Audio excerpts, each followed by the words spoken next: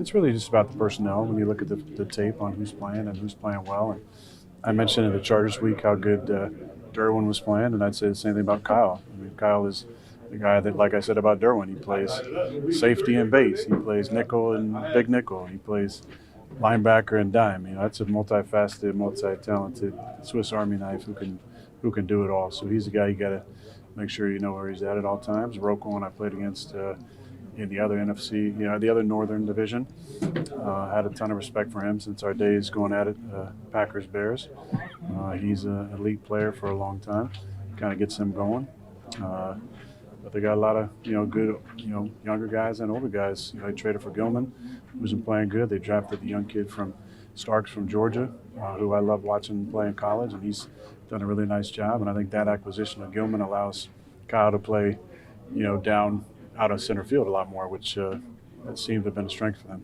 Aaron, is there anything you guys can do as an offense to help the receivers get open, or is it just more them winning one-on-one battles? Oh, I mean, it's all that. It just comes down to release, having a plan to release, and proper depth, proper timing. We've tried different things with rub routes, and it's just about having a plan at the line of scrimmage and then understanding when to be open, the timing of each route. But I see improvement from those guys. It just hasn't, shown up consistently the last few weeks.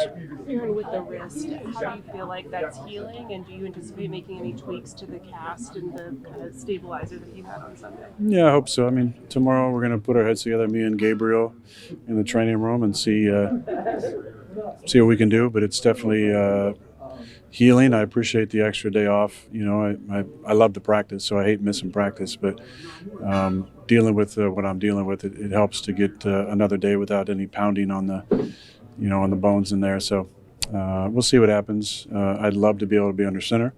That'll probably be a later in the week decision.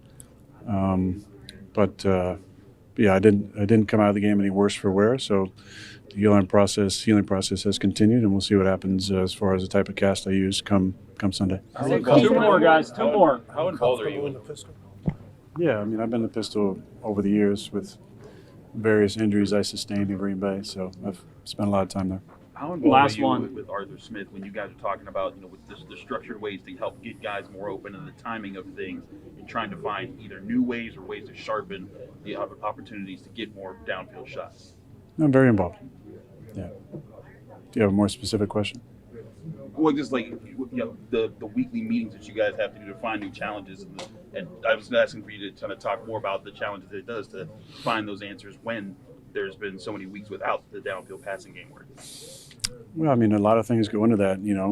Coverages. They've been.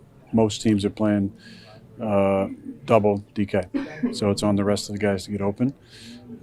We've been going a lot of big personnel stuff.